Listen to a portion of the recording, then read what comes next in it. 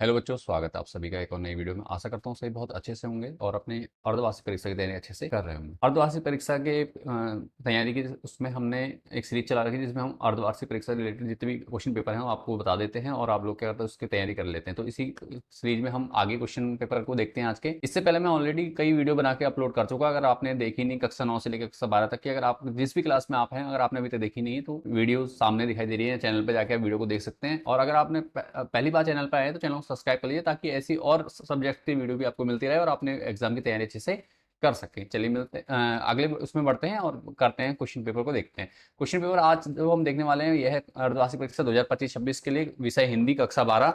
ठीक है, 3 घंटे का पेपर रहने वाला है और पूर्णांक रहेंगे 80।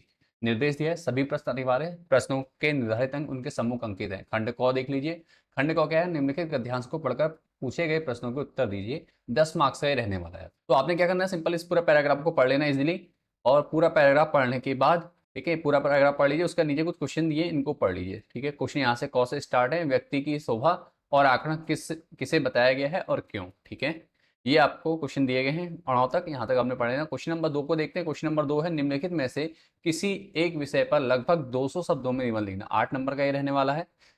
4 टॉपिक दिए, 4 में से किसी एक पे करना है आपने 200 शब्दों का। नई शिक्षा नीति के बारे में, ठीक है, उत्तराखंड के पर्यटन उद्योग, निराश युवा पीढ़ी, समस्या और समाधान, समय का सदुपयोग। ठीक है, ये आपने क्या करना है, तैयार कर लेना है अच्छे से। इन चारों में से आपको क्या करना है, अच्छा ऐसे एक या दो तैयार कर लीजिए आराम से, ताकि आपके बोर्ड एग्जाम के लिए भी क्या हो, हेल्प हो जाए इससे। ठीक है, इसी के साथ आगे बढ़ते हैं। क्वेश्चन नंबर 3, निम्नलिखित प्रश्नों के उत्तर दीजिए। 5 नंबर का रहने वाला क्वेश्चन नंबर 3, और इसमें कुछ क्वेश्चन दिए गए हैं, एमसीक्यू हैं, मल्टीपल चॉइस क्वेश्चन जिन्हें कहते हैं बहुविकल्पीय प्रश्न। प्रश्न देख लीजिए, आपके सामने दिए, आपने पढ़ लेने हैं। ठीक है, सारे प्रश्न आप पढ़ लीजिए। जनसंचार का सबसे पुराना माध्यम कौन सा है? कौन सा संचार का श्रव्य माध्यम है? 15 दिन में एक बार प्रकाशित होने वाले पत्र को क्या कहते हैं? भारत में इंटरनेट का आरंभ कब हुआ? ठीक है, इसके बाद आगे बढ़ते हैं नेक्स्ट क्वेश्चन। स्कूलों में, क्वेश्चन नंबर 4 है, स्कूलों में दोपहर के भोजन का महत्व विषय पर 150 शब्दों में एक आलेख लिखिए। ठीक है, एक पैराग्राफ लिखना है, एक आलेख लिखना है आपने। 5 नंबर आपको यहाँ पे मिलेंगे। अथवा अपने विद्यालय में स्वच्छता अभियान कार्यक्रम के आयोजन पर एक दिन एक प्रतिवेदन रिपोर्ट लगभग 150 शब्दों में तैयार कीजिए। या तो प्रतिवेदन एक रिपोर्ट लिखनी है या एक आलेख लिखना है आपने। दोनों के आपके 5 नंबर मिलने हैं, तो दोनों में से एक अच्छे से आपने तैयार जरूर कर लेना है। आगे बढ़ते हैं। इसके बाद निम्नलिखित में से किसी एक काव्यांश को पूरा पढ़कर पूछे गए प्रश्नों के उत्तर दीजिए। 5 नंबर का रहेगा काव्यांश को पढ़ के उत्तर देना। ये आपने काव्यांश को अच्छे से पूरा पढ़ लेना है। उसके बाद नीचे दिए गए क्वेश्चन को आपने क्या करना है, इनके आंसर देने हैं। बाकी एक चीज और बता दूं, इन सभी के आंसर आपको हमारे व्हाट्सएप चैनल पर मिल जाएंगे, तो आपने व्हाट्सएप चैनल से जुड़ जाना है और कमेंट जरूर कर देना है वीडियो पर कि आपको आंसर चाहिए। ठीक है, आंसर्स पीडीएफ करके आपने कमेंट कर देना है व्हाट्सएप पे। आपको फ्री ऑफ कॉस्ट पीडीएफ इनकी सॉल्यूशन की आपको मिल जाएगी। बाकी सभी टॉपिक्स की मैं टाइम टू टाइम भेजते जा रहा हूँ आप लोगों को व्हाट्सएप पे आंसर्स। तो आपने क्या करना है, चैनल को सब्सक्राइब करके कमेंट कर देना है और साथ में व्हाट्सएप चैनल से जुड़ जाना। लिंक आपको डिस्क्रिप्शन में मिल जाएगा। इसके बाद अथवा में देखो एक और काव्यांश दिया गया है, इसको पढ़ लेना है और इसके तीनों प्रश्नों के उत्तर आपने दे देने। इसी के साथ आगे बढ़ते हैं। क्वेश्चन नंबर 6, निम्नलिखित काव्यांश को पढ़कर पूछे गए प्रश्नों में से किसी एक प्रश्न का उत्तर दीजिए। 2 नंबर यहाँ पे मिलेंगे, एक प्रश्न का उत्तर देना है केवल। ठीक है, तो ये क्वेश्चन दिया गया आपको, इसको आपने पढ़ लेना अच्छे से काव्यांश। और उसके बाद नीचे 2 प्रश्न दिए गए, इन 2 प्रश्नों में से एक प्रश्न का उत्तर आपने देना है। ठीक है, भाव सौंदर्य जरूर आपने अच्छे से याद करना, भाव अपने शब्दों में लिखना कविता का। ठीक है, और यहाँ पे शिल्प सौंदर्य, भाव सौंदर्य और शिल्प सौंदर्य, इसका तैयार जरूर अच्छे से कर लेंगे। दोनों में से एक क्वेश्चन आपने करना है, 2 नंबर आपको यहाँ से मिलेंगे। उसके बाद बढ़ते हैं क्वेश्चन नंबर 7 की ओर। क्वेश्चन नंबर 7 है, निम्नलिखित में से किन्हीं 2 प्रश्नों के उत्तर दीजिए। 4 नंबर का रहेगा, 2-2 नंबर के 2 क्वेश्चन है आपके। टोटल 3 क्वेश्चन आपके सामने दिए, आपने इनको पढ़ लेना अच्छे से। उसके बाद क्वेश्चन नंबर 8 है, निम्नलिखित गद्यांशों में से किसी एक गद्यांश से पूछे गए प्रश्नों के उत्तर लिखिए। 6 नंबर आपको यहाँ से मिलेंगे। तो गद्यांश आपके सामने दिखाई दे रहा है आपको, इसको आपने अच्छे से पढ़ लेना है पूरा। ये मैंने हाईलाइट कर दिया है, यहां तक आपका गद्यांश। इस गद्यांश को पूरा अच्छे से पढ़ लेना आपने वीडियो को पॉज करके, और नीचे दिए गए क्वेश्चनों के उत्तर देने हैं। ठीक है, ये उत्तर आपने देने हैं। इसके अलावा अथवा में एक और गद्यांश दिया है, यहां से लेकर यहां तक आपने गद्यांश पढ़ लेना पूरा, और उसका नीचे दिए गए क्वेश्चन के आंसर आपने देने हैं। ठीक है, तो ये दोनों में से एक अच्छे से जरूर तैयार कर लीजिए, अथवा में है क्योंकि।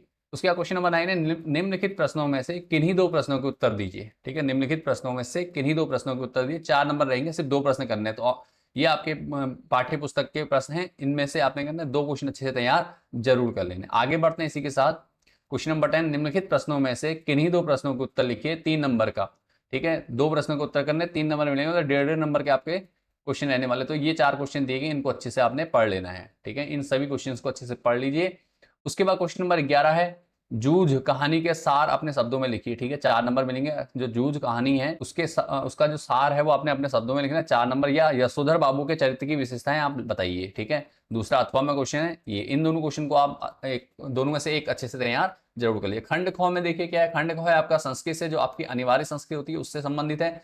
इसमें कुछ क्वेश्चन दिए गए हैं, उनको आपने क्या करना, अच्छे से तैयार जरूर कर लेना है। प्रश्न नंबर 12 है, निम्नलिखित गद्यांश पठित्वा केवलम त्रीण प्रश्नानां संस्कृत भाषाएं पूर्ण वाक्य उत्तर। 3 नंबर का है, ठीक है। नीचे हिंदी में भी दे रखा, अनुवाद करके आपको क्या लिखा है कि भैया 3 प्रश्नों के उत्तर संस्कृत में देने आपने, ठीक है, इस गद्यांश को पढ़कर, ठीक है। तो इस गद्यांश को पूरा पढ़ लेना है आपने।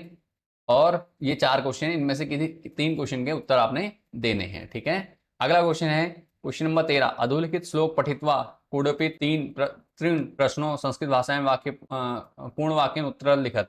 3 नंबर का रहने वाला है, मतलब श्लोक को पढ़ना है, उसके आधार पर 3 प्रश्नों के उत्तर आपने संस्कृत भाषा में देने हैं। ये श्लोक है आपका, और ये 3 प्रश्न है, 4 प्रश्न है, 4 में से किन्हीं 3 प्रश्नों के उत्तर देने हैं। तो इन चारों क्वेश्चन को आपने अच्छे से तैयार कर लेना है। इसके बाद बढ़ते हैं क्वेश्चन नंबर 14, अधोलिखित प्रश्नेभ्य कोडपि चत्वारि प्रश्नान संस्कृत भाषायाम पूर्ण वाक्येन उत्तर। 8 नंबर का रहने वाला है, इसको भी आपने क्या अच्छे से तैयार कर लेना है, ठीक है। क्या करना है, ये टोटल क्वेश्चन दिए गए हैं 6 में से कोई 4 क्वेश्चन आपने क्या करने उत्तर देने संस्कृत में, एक लाइन के कम से कम, ठीक है। 2 नंबर के मिलेंगे 4 क्वेश्चन, ठीक हो गया। उसके बाद क्वेश्चन नंबर 15 है, निम्नलिखित शब्दों में से किन्हीं 3 शब्दों का संस्कृत में वाक्य प्रयोग कीजिए। 3 नंबर का रहेगा। 3 शब्दों का आपका करना है। टोटल आपको कितने शब्द दिए गए हैं, 6 शब्द दिए गए हैं, ठीक है। 6 में से कोई 3 करने हैं और 3 नंबर आपको यहाँ से मिल जाएंगे वाक्य प्रयोग। उसके बाद क्वेश्चन नंबर 16 है, निर्देशानुसारम प्रश्नार्थ उत्तर। निर्देशानुसार प्रश्नों के उत्तर दीजिए। तो समास विग्रह करना है पहले वाले में। दूसरा है विभक्ति बतानी है आपको, कौन सी विभक्ति है, संधि विच्छेद करना है इसमें। तीसरे वाले गौ में संधि विच्छेद, और इसमें घ में संधि करनी है, ठीक है। तो यहाँ समास विग्रह करना है और समास का नाम भी लिखना है, ठीक है। समास और समास का नाम, विभक्ति बतानी है आपको दूसरे वाले में ख में, तीसरे में संधि विच्छेद करना है, चौथे में घ वाले में संधि करनी है। उसके अलावा अड़व में क्या है, रमा अथवा हरि शब्द से तृतीय विभक्ति एक वचन रूप लिखिए। तो रमा और हरि के शब्द के तृतीय विभक्ति का एक वचन रूप लिखना है आपने, ठीक है। इसी प्रकार पट अथवा वध धातु, पठ और अथवा का है तो एक का करना है। रमा का करो या हरि का करो, पठ का करो या वध का करो, ठीक है। दोनों में से, रमा और हरि में से एक का, पठ और वध में से एक का। धातु लोट लकार, ठीक है। धातु लोट लकार प्रथम पुरुष एक वचन रूपम लिखत। तो प्रथम पुरुष एक वचन में आपने क्या ना रूप लिखना है इसका, ठीक हो गया। इसी के साथ क्वेश्चन नंबर 17, जो कि इस क्वेश्चन पेपर का लास्ट क्वेश्चन रहने वाला है, अस्मिन प्रश्न पत्रे आगतम श्लोकम परित्यज्य कपि एक कंठस्थ श्लोक लिखित्वा हिंदी भाषा से अनुवाद कुरुता।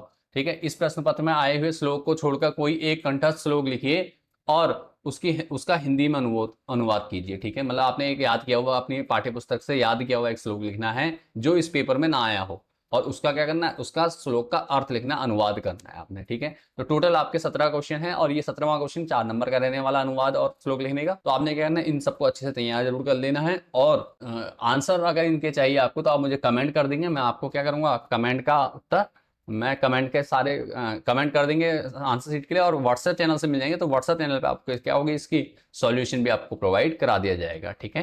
तो चलिए मिलते हैं नेक्स्ट वीडियो में, तब तक के लिए बाय एंड थैंक यू। और अगर अभी तक चैनल को सब्सक्राइब नहीं किया तो चैनल को जरूर सब्सक्राइब कर लीजिए, ताकि आपके आगे के क्वेश्चन पेपर आपको अच्छे से मिलते रहें, और नेक्स्ट टाइम क्या हो, आपको वीडियो ढूंढने की जरूरत ना पड़े, सीधे आपको नोटिफिकेशन पहुंच जाए। Thanks for watching this video, मिलते हैं नेक्स्ट वीडियो में।